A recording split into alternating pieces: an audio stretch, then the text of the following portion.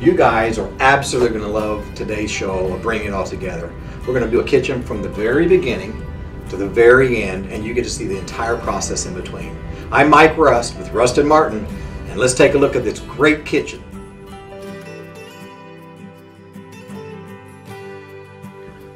Okay, this is the space that we get to work with.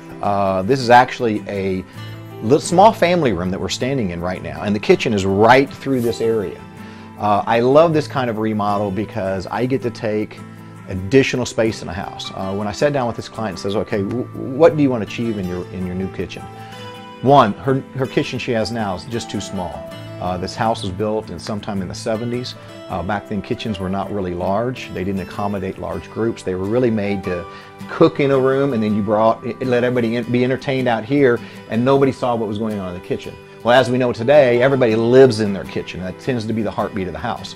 So one of the first requirements was, how do we get more space? When I come into a house, I look for space. Where can we steal it from? And we're going to steal it from this room. Now, what does that mean for this room? Doesn't mean that they're still not going to be able to sit down and have a casual conversation in front of the great fireplace. It just means that this room now is going to be part of the kitchen.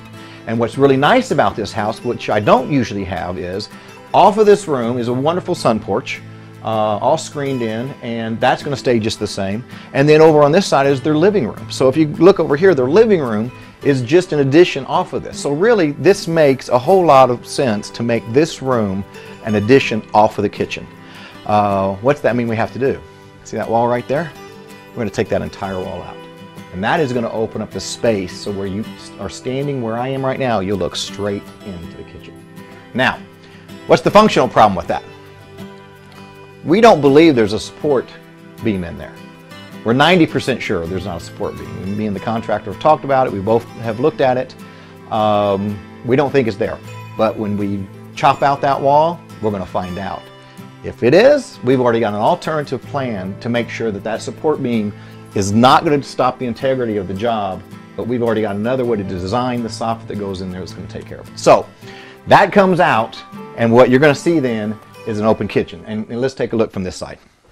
All right, here's the space that I have to work with. Now what's kind of neat about this, it's about 11 feet wide, 10 and a half, 11 feet wide, and a little over 14 feet long. So you can see we're about 140 square feet.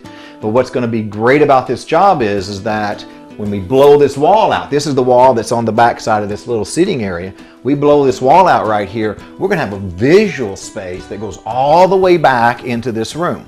So with that being the case, I didn't want this wall to be the defining factor of how we start a cabinetry. What I'm going to do is actually start my cabinetry, or actually a closet, right back here. Now, you say closet.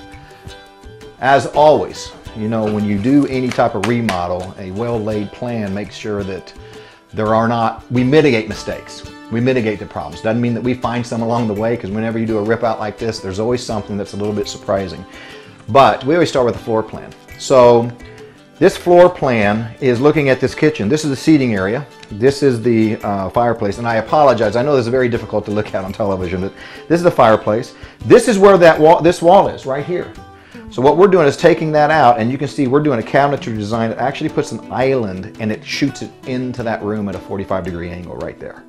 This closet right here is that space right back there. So you can see where the kitchen was at this point is now spread into that room, and it's going to make this room feel like part of the kitchen, which is important. Of course, we have our floor plan, we have our soffit plan, we have our flooring plan that we draw out, and then we have elevations, which means flat drawings of every single wall of how each cabinet is going to look against that wall, and that's how we start our design and work backwards from it.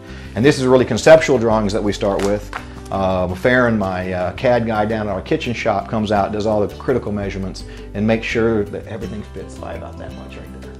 That's his job, not mine. I'm really good at this part. He's really good at that part. Anyway, so let me kind of walk you through the space. Everything gets pulled out of here. This wall goes out. We take that up to the ceiling. We'd have to repair the ceiling, put a texture on that. But what we've done is we've wrapped a soffit around this entire room. And a soffit is really just going to be a sheetrock area that's going to drop about 4 inches, and it's going to identify where the cabinetry is and give the cabinetry something to go up against. We did not want this space above the cabinetry. You know, I don't really leave space above cabinets very much anymore. Used to be that it was done very often, and then people just kind of junk it up and put grapevines up there, and it's a dusty spot. So I really kind of like to make that space an area that's clean and concise and allows the cabinetry to end somewhere. So we have a soffit that's going to wrap, and IE, by the way, if this becomes a beam problem, we're going to continue that soffit across so you won't even see it. So from a design standpoint, we've got it covered. I prefer to have this a flat ceiling right here, but if not, then I've already got a design worked out to where the soffit can carry across the room. So let's see here. You know what's hard to do in a space that's got 140 square feet is, do we line the entire kitchen up with cabinetry? And you can see that this actually got built later. She needed a pantry. We have a pantry that's built in here. We have cabinets that are just lined up all the way around the room. Serves as a functional aspect, and you know me very well. I have to have the space be functional first, then we design and make it look pretty second. But there's other ways to get spacing without building cabinetry. So this is going to be an interesting job. I'm literally going to build in a pantry. It's going to be a sheetrocked area. We got a phenomenal, wait till you see the doors going on here. We have a phenomenal door that's going to go in here, but it's actually just a sheetrock closet. So we put a closet here, and then I'm going to start with cabinetry about right at this point. Carried all the way across, and the only thing that we are not ripping out in this entire kitchen, by my request and the customers, is this wonderful this is a handmade ceramic tile that I did for her years ago, and it's got all these wonderful little inserts of these animals and put in there and frogs. So, and this is the only thing in the entire kitchen that's staying. Pulling all this out, a little bit of cabinetry up top there, nice display space in between. We'll have obviously the ice makers and the dishwashers and all that are going to be in place here. And then I'm going to do one other thing, what I love about building another closet. And this is going to be out of this corner here. So coming right here is where a closet will be, and this is where all the food storage will be. So why do I do that? I know that if I get your food storage into a pantry, and I don't usually build them out of cabinetry, I know if I get your food storage in a pantry, then my ability to design the cabinetry for function but also make it look better increases dramatically. Because what I can put in a pantry this big is probably all the food that your family could ever eat in that one spot. We're going to take this wall right here, and this is where the refrigerator is going to be. Built in, nice sub-zero refrigerator.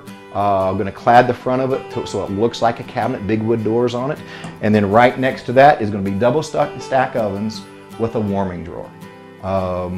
I love warming drawers, especially at the holidays. It allows your ovens to be free.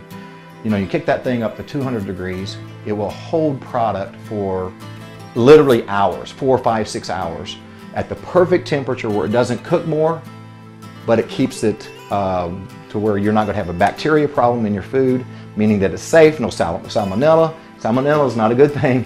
And it allows you to increase your space to serve out of without any problem. So I love warming drawers. I'm going to take you and show you the cook space. Let me walk over here for a minute. Sorry, Chuck, you're going to have to flip. Okay, cook space is coming in here. We have moved where the stove is over there. We're going to move it right on this wall.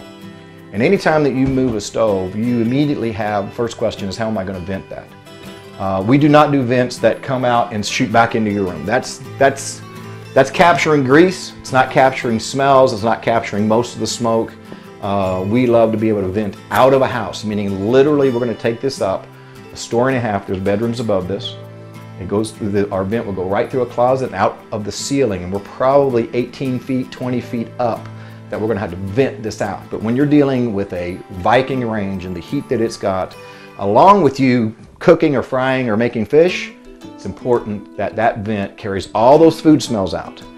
Realistically, you should be able to stand right here when someone's cooking fish and not smell it. That's a sign of a good vent system. So the cooktop's going to be here, a couple cabinets, boom, we knock this out, and this is the eating bar area that I think is going to turn out great.